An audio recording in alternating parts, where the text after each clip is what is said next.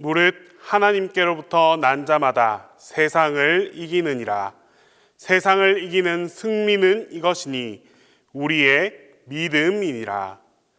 하나님은 영이시니 예배하는 자가 신령과 진정으로 예배할지니라.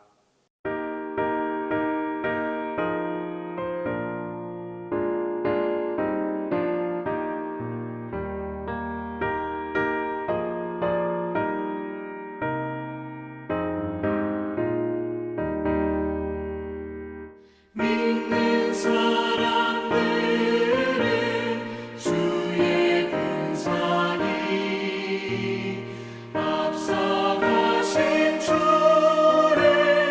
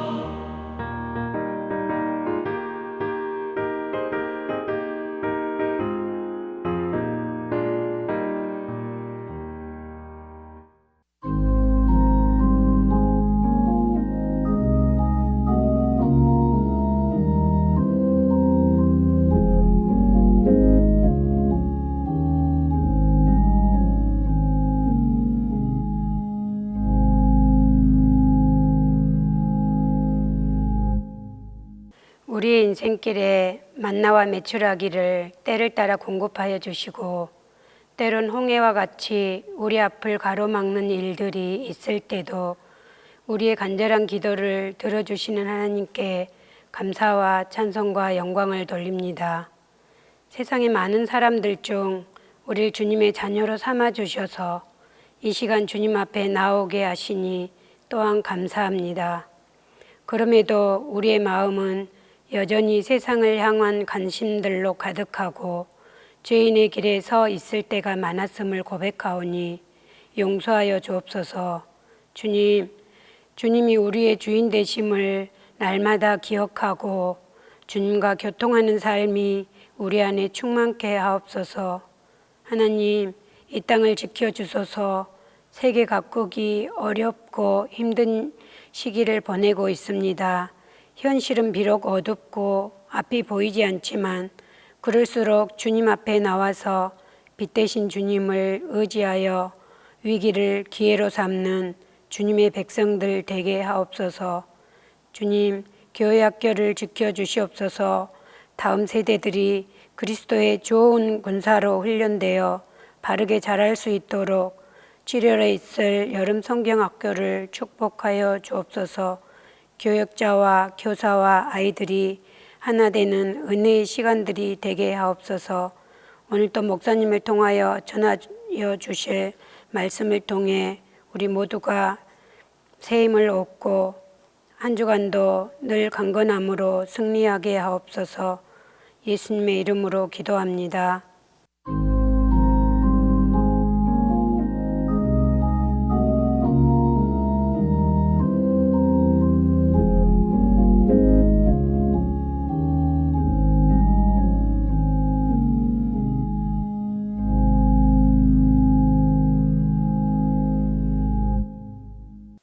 모세의 스페셜 6번째 시간에 주신 하나님 말씀은 출애굽기 17장 8절에서 16절입니다.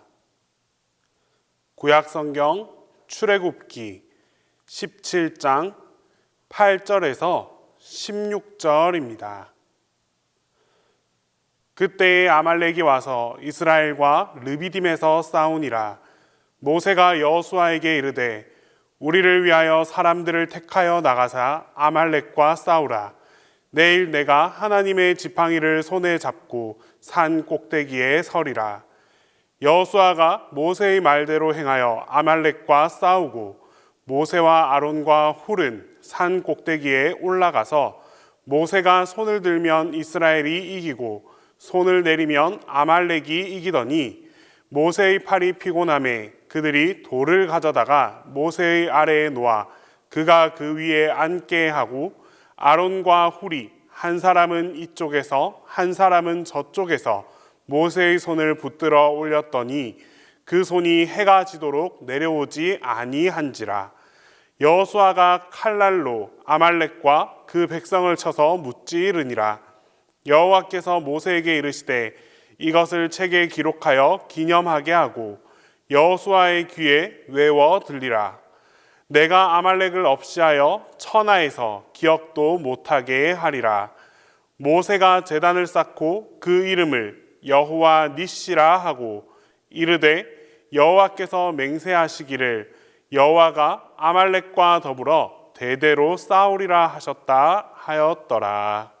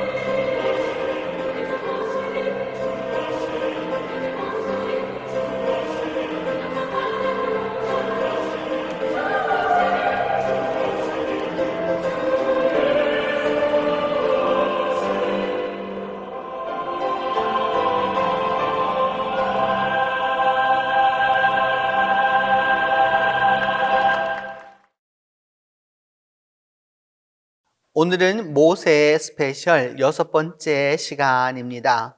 출애굽기 17장 8절에서 16절에 근거하여 손을 붙들어 올리니 라는 제목으로 하나님의 말씀을 살펴보도록 하겠습니다. 여러분이 이미 옆에 보고 있는 그 조각상 그대로 이제 모세의 팔을 들어 올리는 두 남성 아론과 후르의 그 모습들을 볼 수 있습니다. 이는 독일에 있는 우리 평화교회라고 하는 우리 개신교회의 그 예배당에 안치되어 있는 것입니다.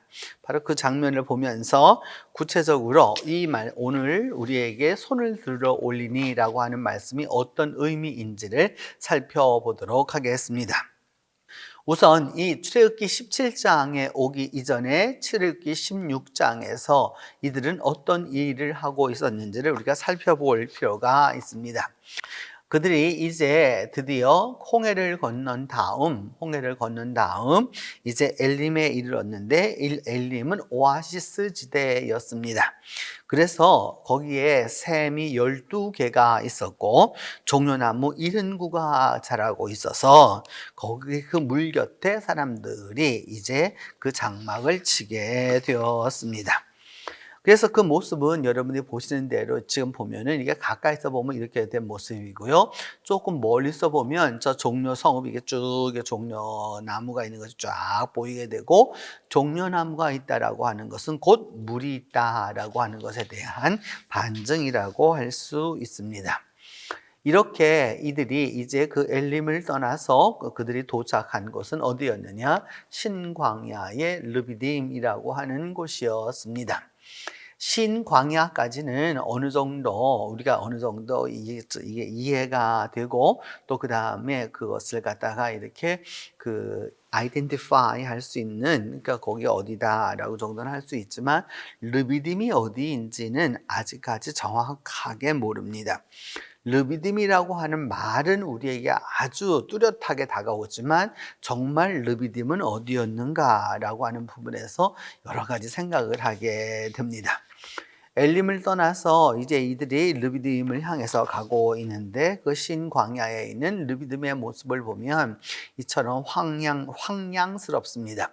물이라고는 찾아볼 수 없고 또 그런 것들을 구하기도 어려운 바로 그런 상황이었던 것이죠. 그래서 오늘날 와디 페이란이라고 말하는 이제 이쪽 지역에 있어서 바로 여기가 아니었을까라고 하는 이제 현대 학자들의 추정들이 있게 되는 것이죠.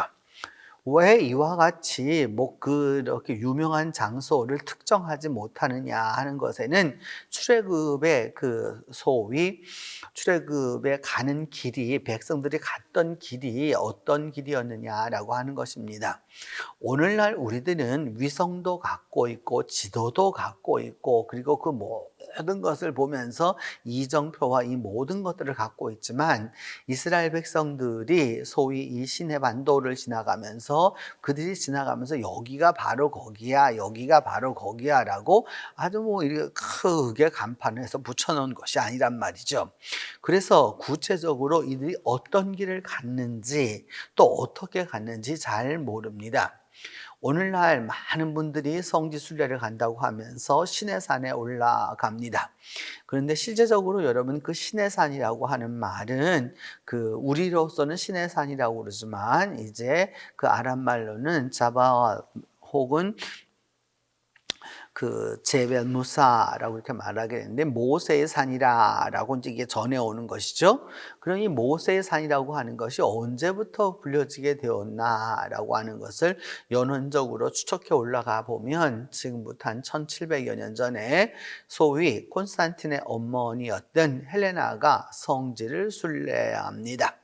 그 성지를 순례하면서 그녀는 무엇을 가지고 가게 되느냐 하면은 예수님을 갖다가 재판했었던 그 빌라도의 법정의 계단도 가지고 가서 오늘날 이제 가서 보시면 로마에 가시면 여러분들 무릎으로 그것을 기어 올라갈 수 있도록 이렇게 다 만들어 두었죠.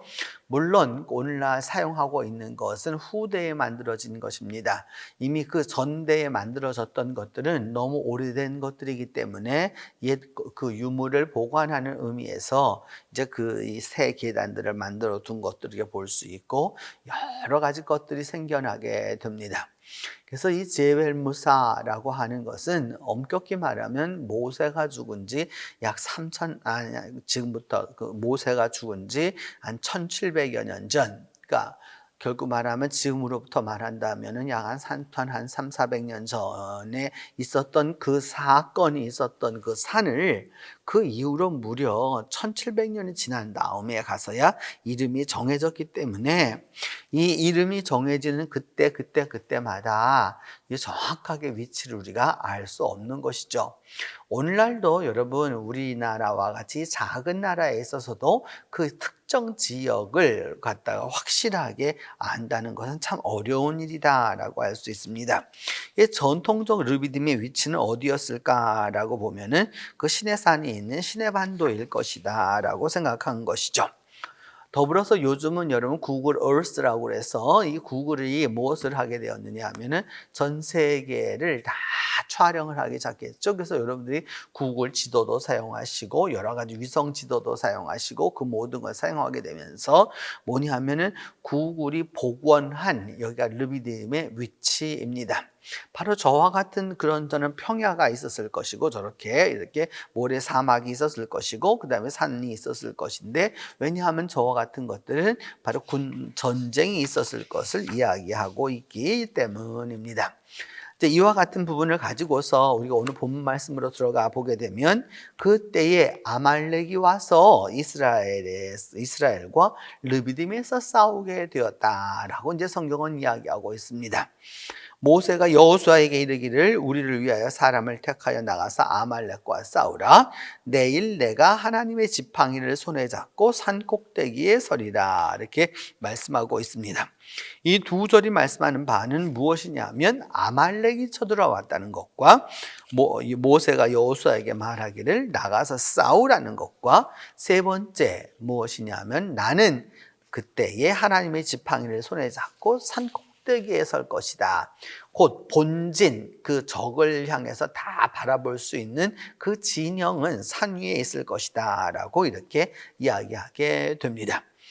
아말렉 성경 안에서 아주 많이 나오는 단어입니다. 우리가 좀 더 알아볼 필요가 있는데 히브리 말로는 아말레크라고 하는 것인데 아말레크라고 하는 이 단어는 그의 조상이 이 아말렉이라고 하는 이 소위 이 인종이 이 종족이 어디에서 나왔느냐라고 하면 에서의 후손인 것을 알 수 있습니다. 에서의 장자 중에서 그 이후에 여러 족장들이 나오게 되었는데 그 가운데 하나가 누구였느냐? 아말렉 족장이었다라는 걸 알 수 있습니다. 그러니까 이들은 그 이스마엘과 그 이스마엘 지역에서 주로 많이 살았었던 그 에서라고 하는 그 사람의 이 모습, 그 후손들이었다라고 하는 것이죠. 이제 그런 부분이 성경 안에서 어떻게 얘기하고 있느냐? 그럼 이들은 어디에 살고 있습니까? 라고 하는 것에서 민수기 13장 29절에 말하기를 이 아말렉 사람은 남방 땅에 거주하고 남방이라고 하는 것은 예루살렘 밑에 있다 그 뜻입니다. 그러니까 지금의 네게브라고 하는 그 사막 그 일원에 살고 있다라고 하는 것을 이제 알려줍니다. 그래서 그 이스라엘이 그 당시에 보았었던 민수기 시대에 보았었던 아말렉 사람들은 그렇게 남방에 거하였고 또 이 아말렉에 대해서는 어떻게 평가했느냐 하면은 그 아말렉은 민족들의 으뜸이다 이렇게 말하고 있습니다. 그 말의 뜻은 그들은 무기나 문화나 그다음 그 모든 것들에 있어서 아주 강력한 사람들이었다라고 말하면서 참 이렇게 강력한 그 나라요 그 다음에 강력한 그 군대를 갖고 있는 이 종족의 결말은 무엇이냐? 마지막에는 멸망에 이를 것이다 라고 민수기는 이야기하고 있습니다. 학자들의 오늘날 연구는 이와 같습니다. 아말렉의 영토가 도대체 어디서부터 어디까지냐라고 하는 그 부분에 있어서 보면은 이제 그 홍해에서부터 이 걸프만까지 이어지게 되는 것까지의 이 모든 그 모습들을 다 종합해가지고 현재 학자들은 이렇게 추정을 하고 있습니다.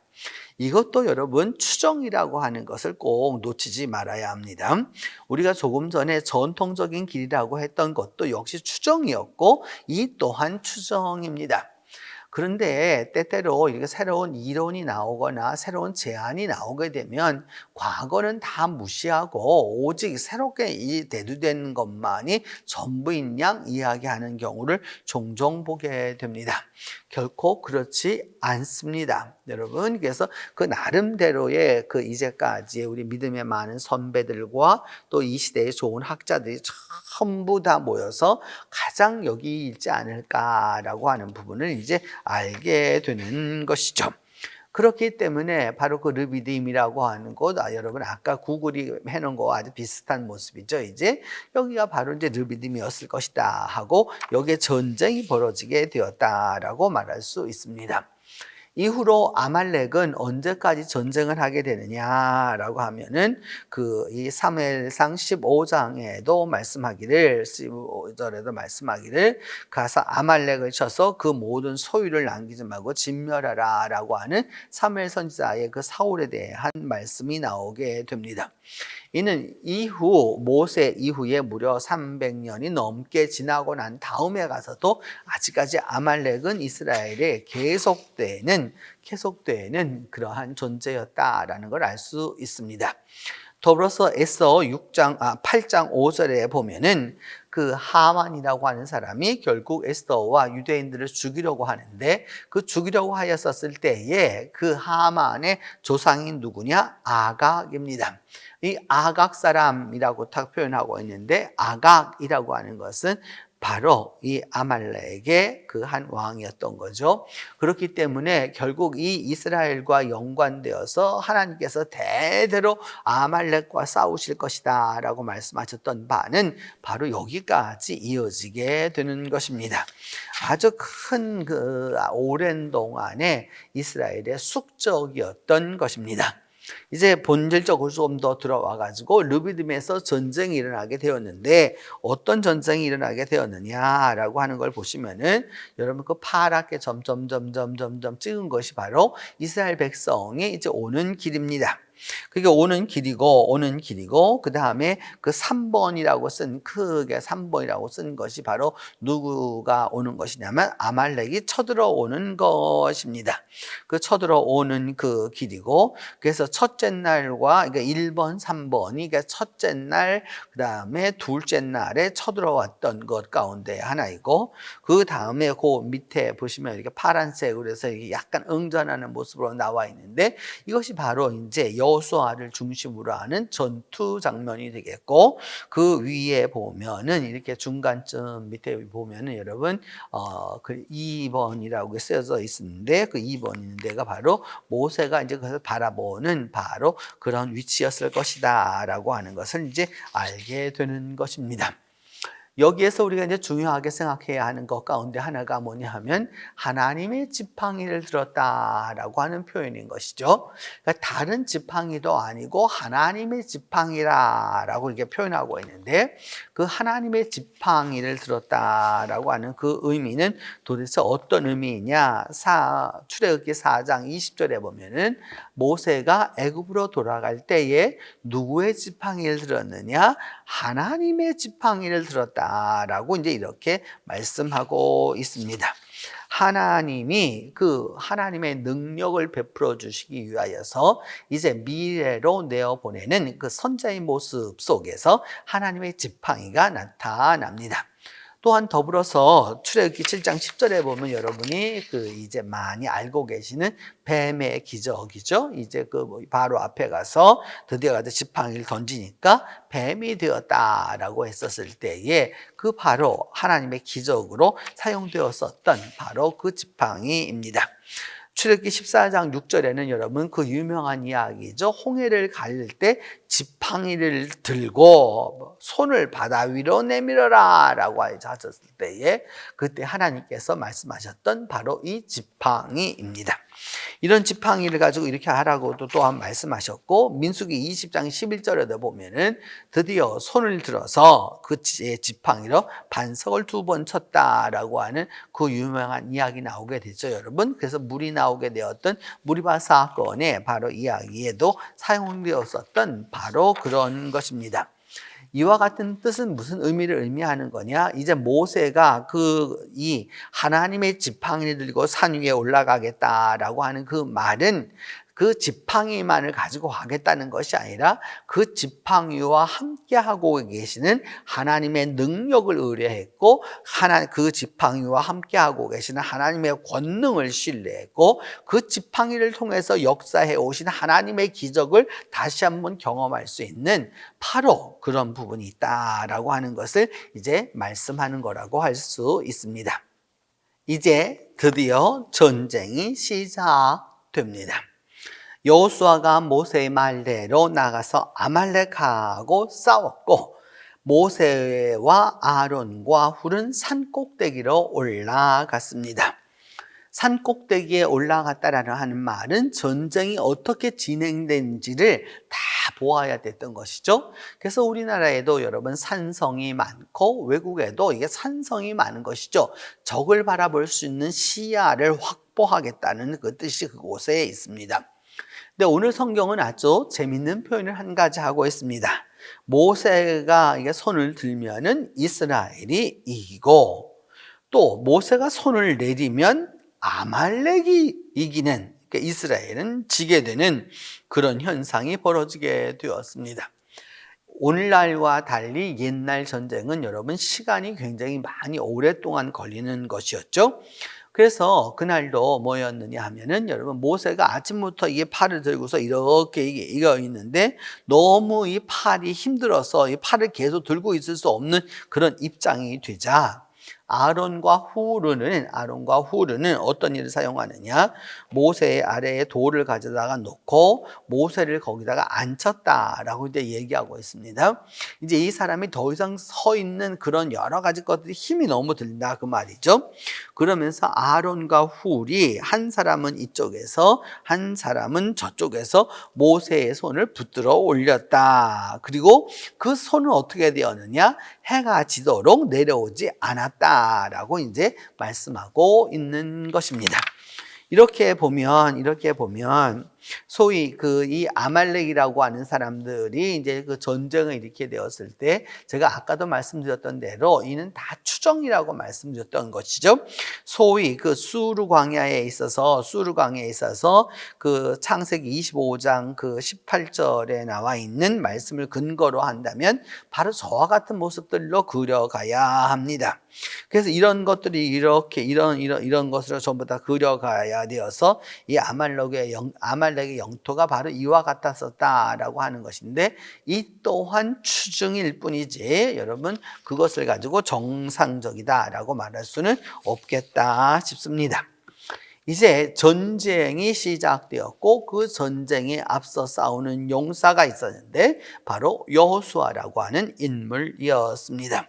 그 여호수아가 나아가서 전쟁을 해서 아말렉과의 전투에서 이와 같은 요즘으로 본다 그러면 거의 육박전에 가까운 그런 전쟁이 이루어지게 된 것이죠.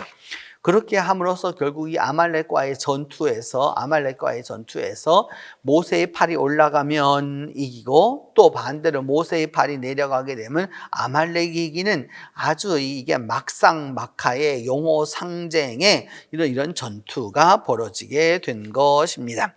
이렇게 전쟁이 벌어지게 되자 여러분은 어찌해야 할 것입니까?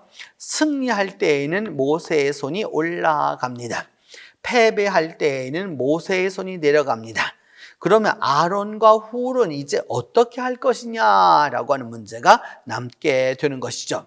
손이 올라가면 이기고 손이 내려가면 지게 되는 이런 상황이 되었을 때 어떻게 할 것인가 라고 하는 부분에 있어서 아론과 훌은 어떤 방법을 사용하였느냐, 모세를 앉히고 그 다음에 그 팔을 받들어 올리는 바로 그와 같은 상황을 이제 만들어내게 된 것이죠.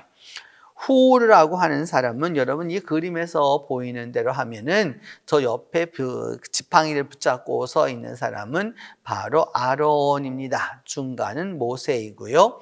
그 다음에 이쪽에 그 약간 빨간 옷을 입고 약간 하얀 머리를 하고 있는 바로 이 사람이 훌인데, 후르라고 하는 이 후르라고 하는 말은 가바르라고 하는 히브리 말로는 가바르라고 할 수 있는데 하얗게 되다라고 하는 그런 의미를 갖습니다.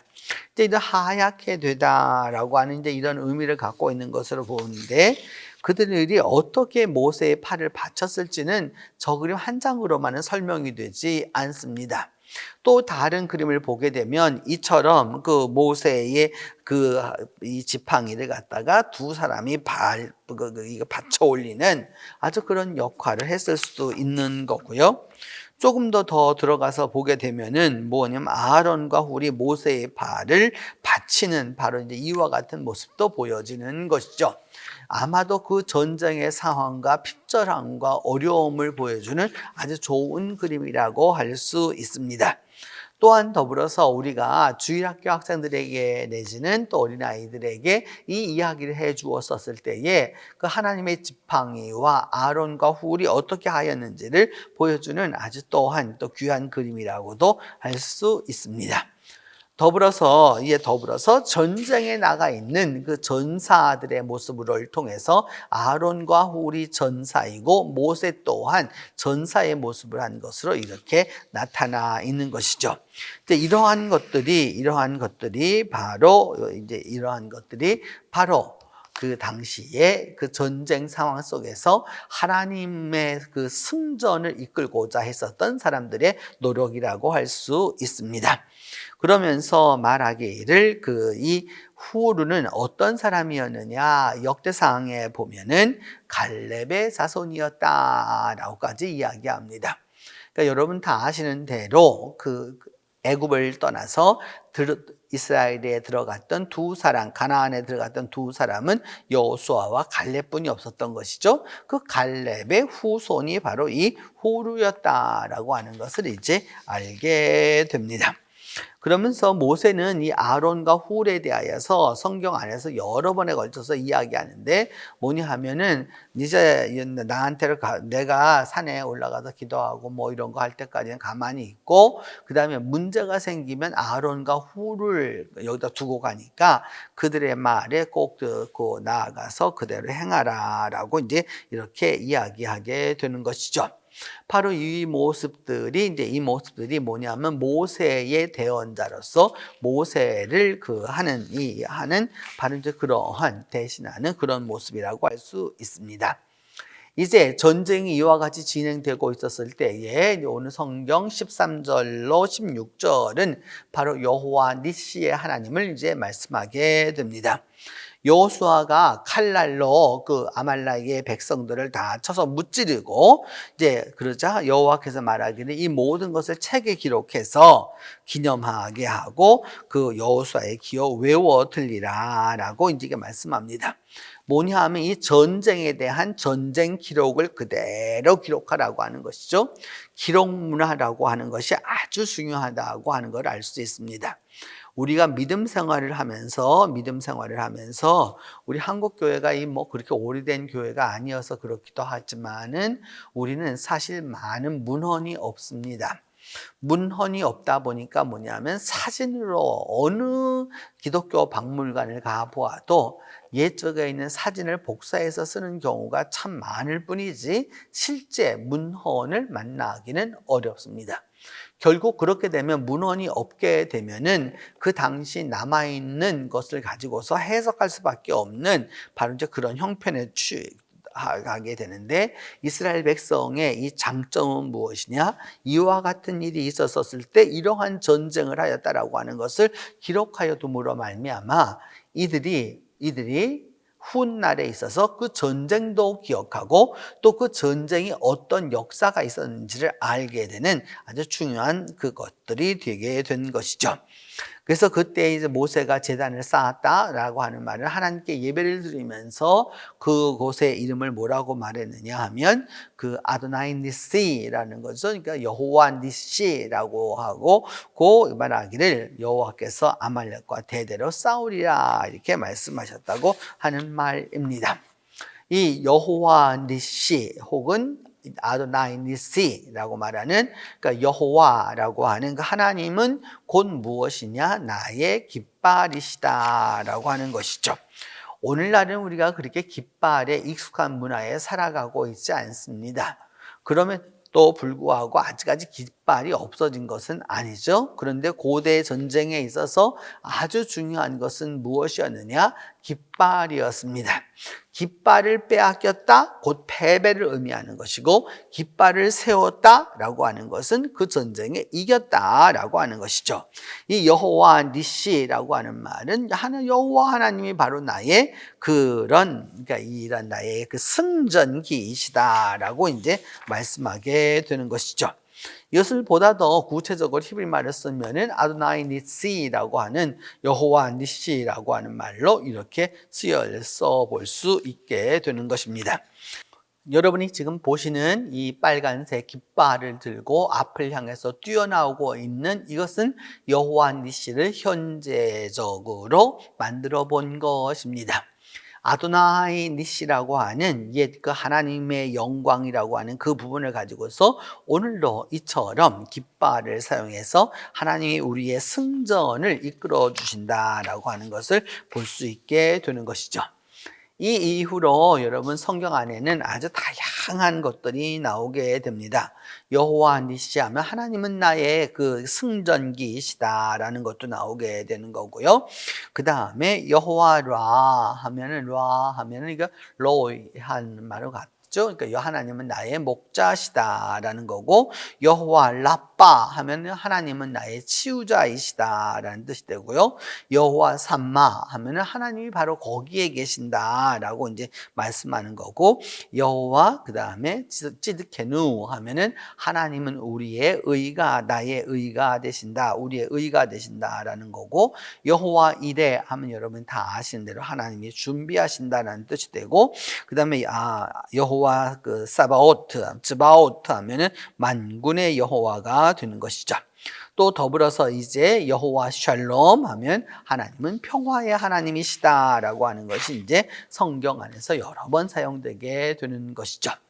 이와 더불어서 여러분이 길을 세운다라고 하는 것은 지금 승전기를 세우고 있는 것인데 이것은 뭐냐면 미군이 한국전에서 이제 고지를 점령하고 미군 길을 세우게 되는 바로 그러한 장면을 말하는 것이죠. 이제 이 적진에서 이 깃발을 세우게 되었다라고 하는 것은 곧 승리를 의미하고 승전을 의미하고 적을 제압했다라고 하는 이제 의미가 되는 것이죠. 더불어서 여러분 이 승전기를 세우고서 이들이 이렇게 행진하는 모습인데 서울의 시청쯤을 이렇게 행진하는 모습인데 이때에도 보면 여러분 그 잘 보이시는 대로 유엔기와 더불어 태극기를 이렇게 같이 앞세우고 나아가는 모습을 볼 수 있죠. 지금부터 70여 년 전 이 땅에 있었던 그 승전의 모습을 이제 볼 수 있는 것이죠. 더불어서 그 깃발을 세울 때에도 여러분 이 미군이 와서 이게 전체적으로 많은 부분을 도와주었지만은 그때에도 역시 우리 한국기를 계속해서 이것을 갖다가 이렇게 같이 해줌으로써 그 승전기를 다는 그 모습들을 이렇게 보여주었습니다. 이걸 통해서 우리가 기억해 두어야 되는 것은 하나님은 어떤 하나님이시냐? 승리하시는 하나님이라는 사실입니다. 출애굽기 15장 1절에도 말하기를 뭐라고 얘기하였느냐? 하나님을 찬송하는데 하나님은 어떤 분이냐? 그 말과 그 탄자를 다 바다에 집어넣으셨다라고 하는 그런 승전의 그 인물이다라고 하는 것을 이제 말씀하고 있는 것이죠. 신명기 20장 4절에 보면은 너희 하나님 여호와는 너희 적군과 싸우실 것이다 라고 이제 말씀하고 있는 것입니다. 역대상 29장 11절은 말하기를 뭐라고 얘기하고 있느냐 하면은 모든 게 다 하나님께 승리와 이 모든 것들이 다 하나님께 속하였다라고 말하면서 이제 그와 같은 것을 말씀하고 있는 것이죠. 시편 20편 5절은 말하기를 우리가 하나님의 이름으로 깃발을 세우리니 그런 것은 왜 그러냐? 하나님이 우리에게 주셨던 그 승전이 있었다라고 하는 것을 이미 전제하고 있는 것입니다. 그래서 시편 65편 2절은 말하기를 기도를 들으시는 주여 우리 육체가 모두 죽게 나오겠다라고 하는 말씀으로 이제 나오는 것입니다. 결국 이 부분을 통해서 우리가 기억해야 두어야 될 것은 무엇이냐? 하나님과 연관되어서 하나님의 능력을 받고 있는 모세가 있습니다. 그를 도와주는 아론과 훌이 있습니다. 그리고 직접 전장에 나가서 전장에 싸우고 있는 그 장수 여호수아와 그리고 이스라엘 백성들이 또 있습니다. 그렇게 함으로써 이 전쟁은 하나님의 전쟁이고 곧 기도의 전쟁이고 또한 더불어서 하나님께서 함께 해주시는 믿음의 전쟁이다라고 하는 것을 우리가 알 수 있습니다. 오늘날도 여러분 별반 다르지 않죠? 사도행전 2장 42절을 말하기를 초대교회는 어떻게 하였느냐? 사도의 가르침을 받아서 서로 교제하고 같이 빵을 먹고 뭐 하였느냐? 오로지 기도하기를 힘썼다라고 이렇게 이야기하고 있습니다. 골로새서 4장 2절은 말합니다. 이제 기도를 계속하고 기도에 감사함으로 깨어있으라 라고 이제 말씀합니다. 여러분 오늘 이 수요 예배를 통해서 말씀드리고자 하는 것은 이제 우리 한국교회에 지나온 길을 돌아보면 우리의 한두 세대 전만 해도 마루에 조금 한한 겨울에 추운 마루에도 거기에 방석 하나를 깔아놓고서 여러분 하나님 앞에 엎드려서 눈물로 기도했던 바로 그런 교회가 한국교회입니다. 근데 한 세대 전부터는 어떻게 된 노릇인지 서양의 그 화려한 예배당과 또 그리고 그 관광지화된 그 예배당을 바라보면서 그것을 흠모했고 그렇게 되기를 바라서 오늘날 우리는 다시 원초적으로 돌아올 수밖에 없게 된 것이죠. 여러분 기도를 무시해서는 안 되는 것이고요. 우리가 지금이라도 우리 믿음의 선배들처럼 그 작은 마루에서 정말로 눈물을 흘려 기도하던 그 기도가 우리에게 지금 아주 절실하다고 할 수 있습니다. 이 르비딤 싸움에서 결국 이 모세와 이스라엘 백성은 승리하였지만 오늘날 우리가 만나고 있는 이 르비딤에서는 우리의 전쟁이 승리할 수 있느냐 없느냐는 어디에 달려 있느냐? 기도에 달려 있다라고 하는 것을 말씀드릴 수 있습니다. 여러분 아무리 지식을 가르쳐도 아무리 거기에 기술을 가르쳐도 아무리 좋은 선생님을 대주어도 아무리 자기의 그것을 갈 길을 열어준다고 해도 기도 없이 하는 것은 아무 일이 될 수 없습니다. 오늘 성경은 그래서 기도에 감사함으로 깨어있으라 라고까지 이야기하는 것입니다. 더불어서 그 기도라고 하는 것은 우리가 함께 같이 기도해야 하는 것이죠. 우리 하나님이 너희를 그 부르심에 합당한 자로 여기시고 이렇게 말씀하고 있는 데살로니가전서의 말씀을 통해서 내 기도가 중요한 것이 아니라 나를 통해서 우리 공동체가 바로 설 수 있도록 기도하는 것이 중요하다라고 할 수 있습니다. 그래서 성경은 야고보서 5장 16절에 말하기를 서로 기도하라. 의인의 간구는 역사하는 힘이 크다라고까지 말씀하게 되는 겁니다. 혼자 기도할 것이 아니라 같이 기도하라라고 이제 말씀하고 있는 것이죠. 바로 이것이 오늘 본문을 통해서 우리에게 말씀하시고자 하는 바입니다. 성도 여러분, 오늘도 아말렉은 우리에게 다가옵니다. 그리고 그 아말렉은 오늘뿐만 아니라 앞으로도 계속해서 다가올 것입니다. 그 아말렉이 다가왔었을 때에 어떻게 할 것이냐? 하나님께 간구함이 있어야 하는 거고요. 그 간구함은 일회적으로 끝나는 것이 아니라 그 팔이 아파서 내려올 때에는 팔을 그것을 고여서라도 들려 올리도록 해야 하는 거고, 나아가서 싸우는 일은 끝까지 싸워야 하는 것이죠. 그렇게 기도하는 전쟁, 그렇게 기도함으로 승리하는 전쟁, 그렇게 기도함으로 하나님과 함께하는 전쟁이 될 때에야 진정한 승리가 우리에게 다가오는 것입니다. 여호와 니시의 하나님, 여호와 니시의 하나님은 오늘도 살아계셔서 우리가 처하고 있는 이 르비딤의 수많은 아말렉의 적군들을 물리치고 이기고 승리할 수 있도록 우리와 함께하고 계시는 것입니다. 기도합니다.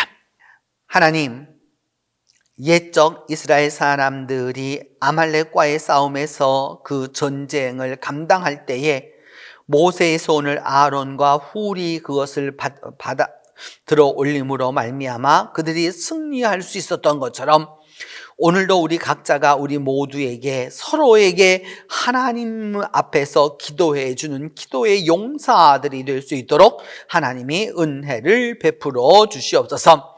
그리함으로써 하나님과의 관계가 먼저 바로되고 하나님의 능력이 바로되어서 그리함으로 말미암아 전쟁에 나가서 승리하는 우리 모두가 될 수 있도록 주께서 역사하여 주시옵소서.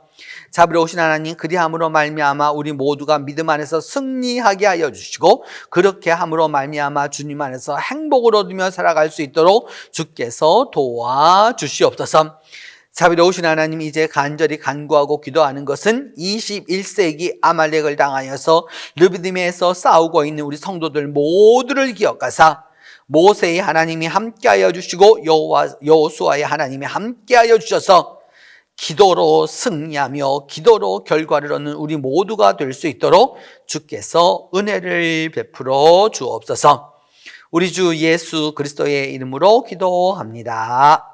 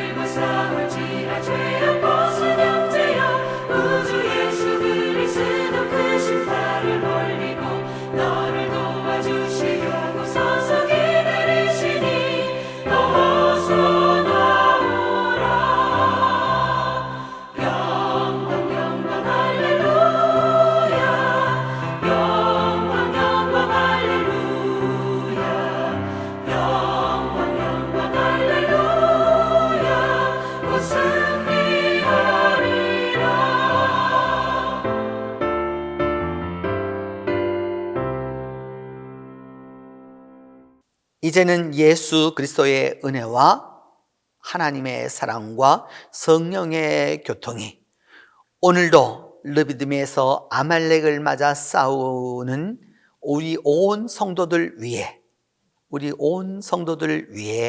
이제로부터 함께 계시기를 축원하옵나이다.